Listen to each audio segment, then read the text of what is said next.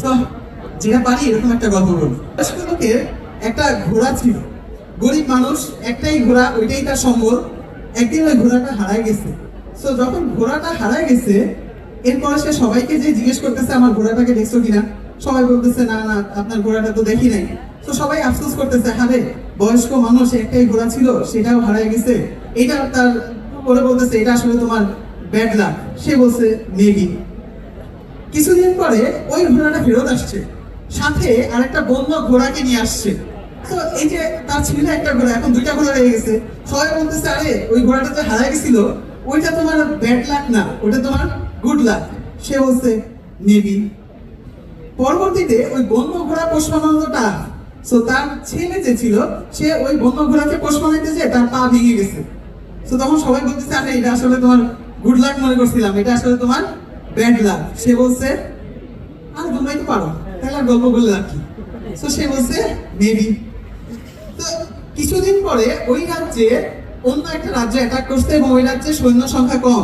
তো রাজা আদেশ দিছে যত সুস্থ যুবক আছে সবাইকে যুদ্ধে অংশগ্রহণ করতে হবে। শুধুমাত্র ওই বয়স্ক লোকের ছেলে ছাড়া বাকি সবাই যুদ্ধে অংশগ্রহণ করছে, আর যুদ্ধে অংশগ্রহণ করলে মারা যেতেই পারে। তো সবাই আসলে বলতেছে আসলেই তো এইটা আসলে পা ভেঙে গেছিল, এইটা আসলে তার ব্যাড লাক না, এটা তার কি গুড লাক। সে স্বাভাবিক হয়ে আবার কি বলছে মেবি।